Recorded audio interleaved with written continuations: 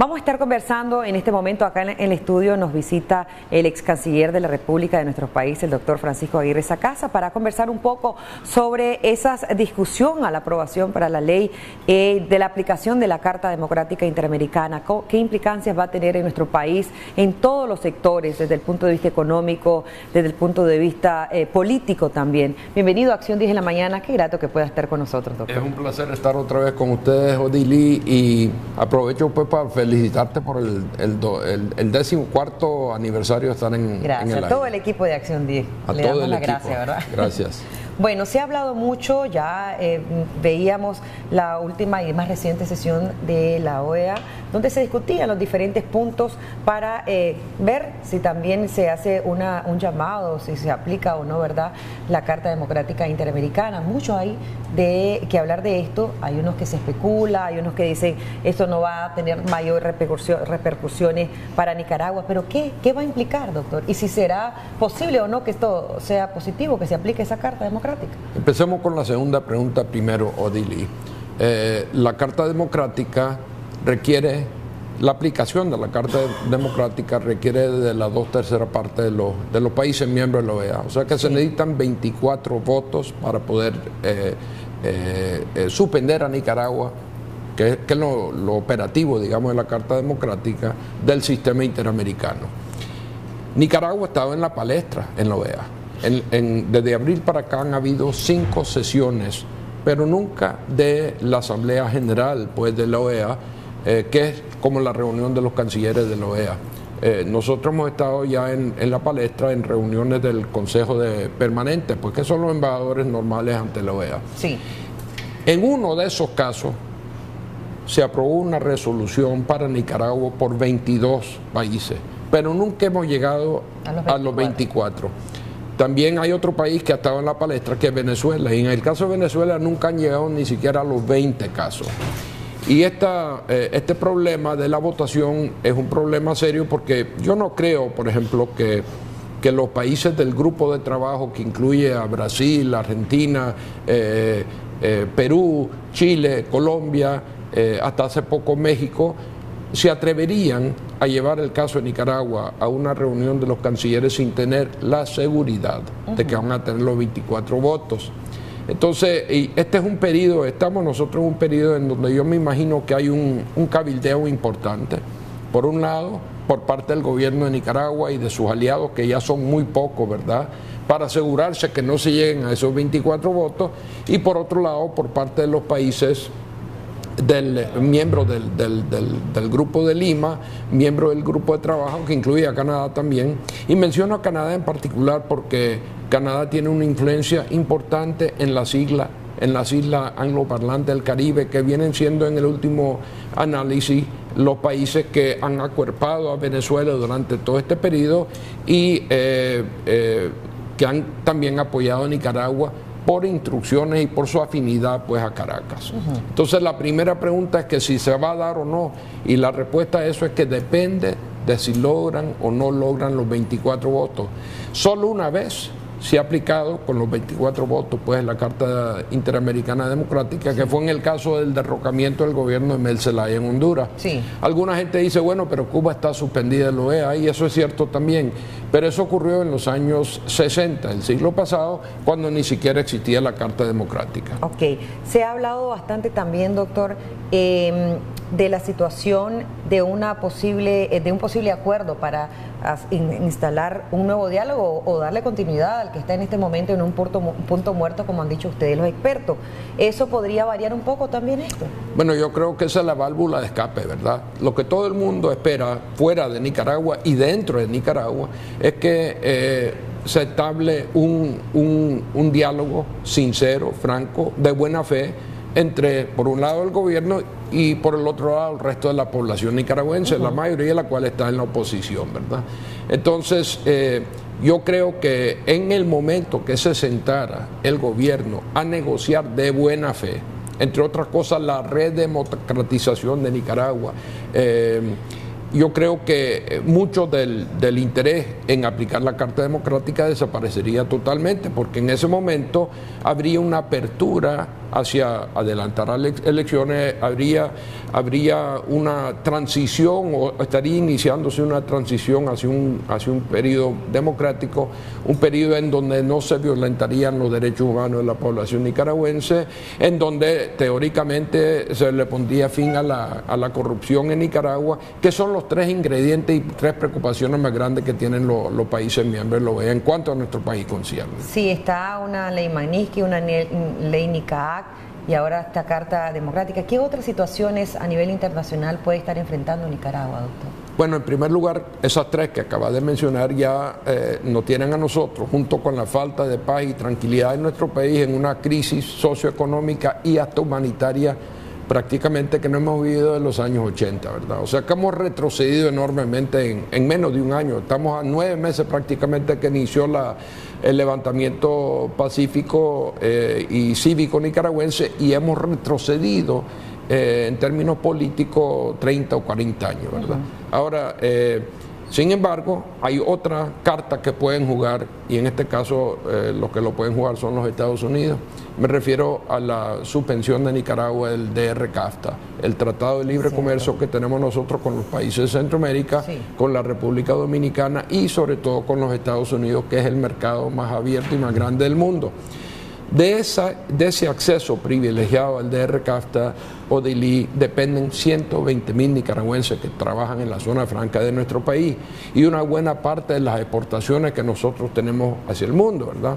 Y en un sector que está en peligro ahorita. Muy en peligro, y cuando yo empecé a decir en este programa hace meses que estaba en juego el acceso al DR-CAFTA, había mucha gente que decía que eso no podía pasar, que no estaba previsto en el DR-CAFTA, y yo les recordaba a ellos, y les recuerdo ahora a los televidentes, que los Estados Unidos ha renegociado Tratado de Libre Comercio con México y Canadá, y no estaba en las cartas, ¿verdad? Antes. Entonces, el poder aplicar el DR-CAFTA a Nicaragua en el sentido de suspender el acceso de Nicaragua a los Estados Unidos ahora está en el tapete en Washington como una medida adicional que sería devastadora pues para el sector de zona franca y para los 120,000 compatriotas que tenemos que trabajar en ella. Sí, hay un sector también que está siendo también involucrado en esta situación, como el sector de migrantes. Hay una gran cantidad importante de migrantes, está en juego también las remesas familiares que se envían del extranjero a Nicaragua. ¿Esto también va a impactar? Mira, yo creo que las remesas no van a ser afectadas porque la generosidad de nuestros compatriotas en el exilio, ya sea en Costa Rica o en Estados Unidos, o ahora en España, en El Salvador y otras partes, siguen siendo una de las entradas principales que tiene nuestra economía y no ha sido afectado negativamente por todo el resto de las cosas que nos están pasando a nosotros. O sea que yo no veo que eso vaya a ser afectado. Yo sigo creyendo pues que el pueblo nicaragüense, sobre todo en la diáspora, es sumamente generoso para con sus seres queridos aquí en Nicaragua y eso no creo que vaya a ser afectado. Pero la verdad es que cuando uno ve las cifras, el número de exiliados, por ejemplo, refugiados políticos y económicos en Costa Rica ya andan por los 40,000. El número de personas despedidas, hoy me tomó 15 o 20 minutos llegar de mi casa acá. En la época normal eso me hubiera tomado a mí 45 o 50 minutos. ¿Por qué? Porque hay menos tránsito. ¿Por qué? Porque hay menos gente que son conductores y dueños de sus propios carros que están entrando y saliendo de Managua. ¿Por qué? Porque están en Costa Rica, o están en Miami, o están en El Salvador, o en Honduras, ¿verdad? Entonces, la verdad es que nuestra economía está siendo castigada de una manera muy fuerte. No sé si vos viste la página de los diarios nicaragüenses este fin de semana donde estaban las listas de los morosos, y era una lista larguísima. En tiempos normales, es decir, a comienzo, hace un año, por ejemplo, esa lista hubiera sido un cuadrito corto. Ahora estamos hablando de páginas enteras en los diarios nuestros. Y ya no son, y son gente conocida en muchos casos. Entonces, estamos en una situación crítica económicamente hablando. Sí, de aprobarse o de aplicarse esta carta, siempre hablando de la Carta Democrática, para aclarar puntos claves, ¿en qué perjudicaría directamente a Nicaragua? ¿Y cómo perjudicaría esos tratados, no solo, verdad, a nivel internacional o no solo con Estados Unidos, España u otros países, sino también con el CA4? Recordemos que están los 4 países, ¿verdad?, donde hay libre circulación para todos los y las nicaragüenses con solo la cédula. Pero ¿qué dificultades podríamos enfrentar de Pues, aplicarse? habría un tremendo golpe adicional a la imagen de Nicaragua. Ya con eso sería total el aislamiento de nuestro país. Sigo insistiendo pues que en cuanto al comercio con los países centroamericanos, sobre todo con los países del Triángulo Norte, yo creo que nuestras exportaciones y nuestro libre acceso pues a esas economías continuaría. Okay. Pero aquí no habría inversión internacional alguna. Tampoco hay en este momento inversión nacional. El desfinanciamiento del presupuesto de la República continuaría. Un miembro del sistema interamericano es el Banco Interamericano de Desarrollo, y al quedar suspendido del sistema interamericano, aplicándose pues la Carta Democrática, estaría cerrada la puerta para el Banco Interamericano de Desarrollo, que junto con el BESIE son los dos principales financiadores del desarrollo pues en Nicaragua. En fin, las consecuencias de esto son enormes, pero el valor agregado a la situación económica nuestra no es tan grande, porque ya estamos en libre caída, Odili. ¿Qué quiere decir eso? Eso quiere decir que ahorita nosotros estamos cayendo como una piedra. Nuestra economía, yo sostengo que tuvo una contracción el año pasado, a pesar de los primeros 3 meses que fueron buenos, del 5%. Este año podríamos tener una contracción de unos 10 o 15 puntos porcentuales adicionales. El sistema financiero está muy golpeado. La bolsa de valores... hablan de números negativos. Sí, negativo. Y lo vamos a sentir todos los nicaragüenses. El desempleo va a crecer, el número de gente que van a abandonar el país va a crecer.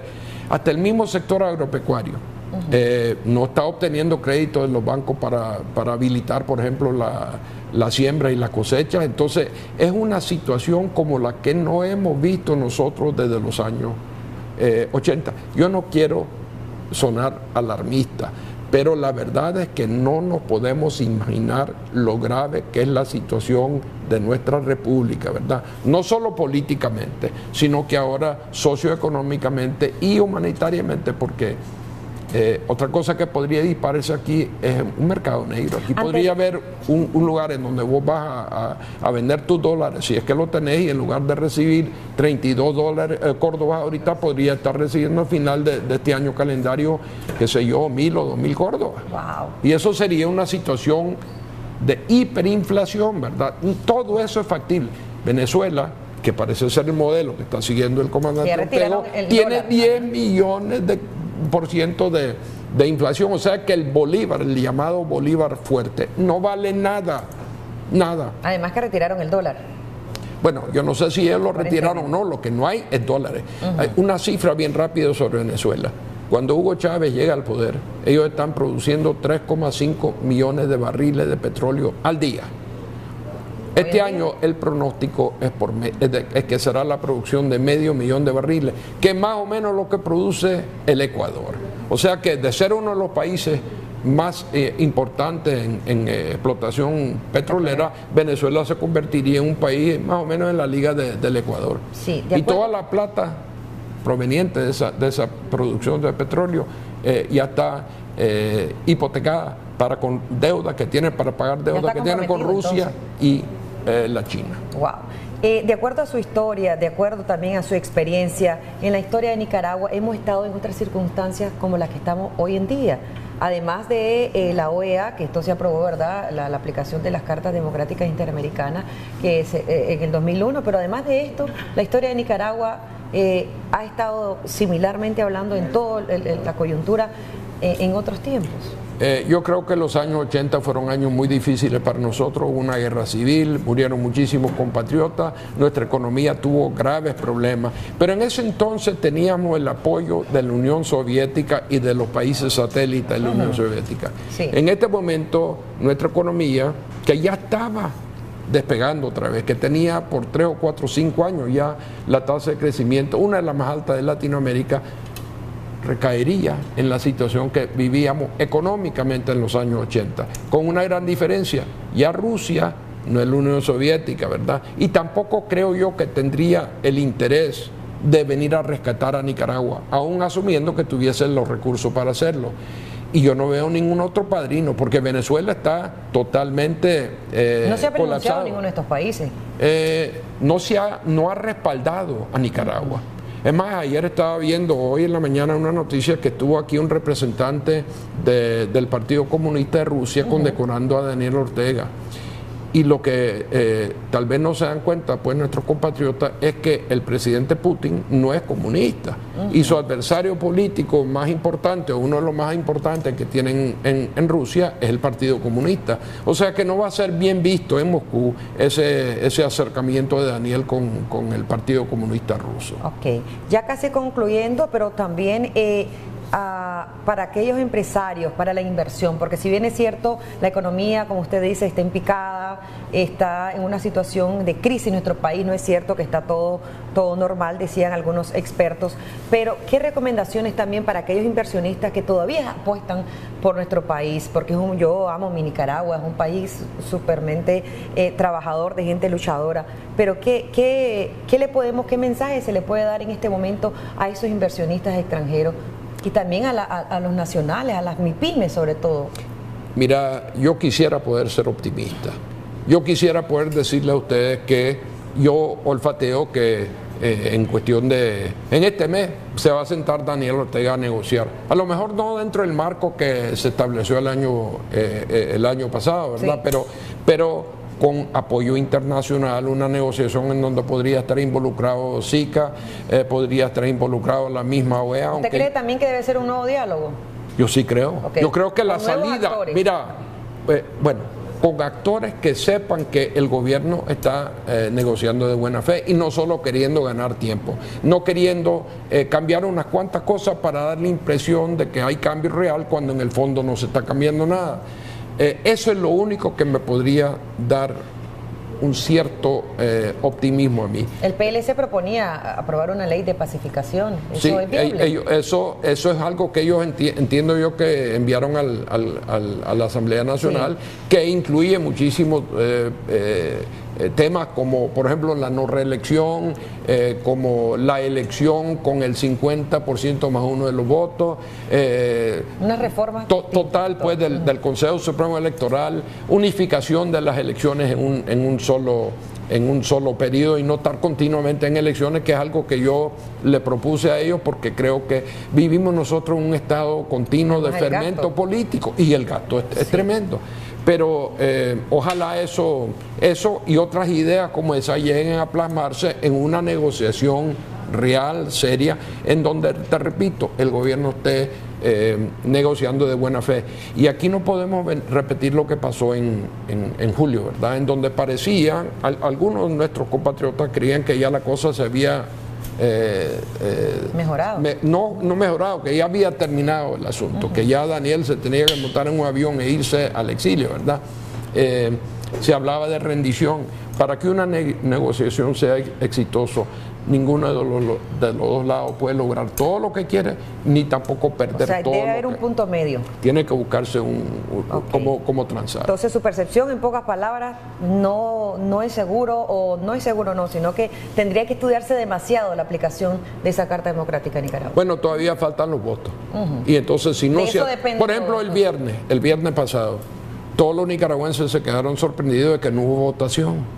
Ahora, yo estoy seguro que habían los votos para convocar a los cancilleres, pero no va la OEA y sobre todo el grupo de trabajo a invitar a una reunión de los cancilleres sin tener seguridad que van a tener esos 24 votos.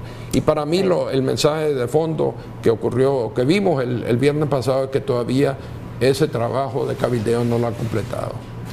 Pero eso no quiere decir que no lo van a poder lograr.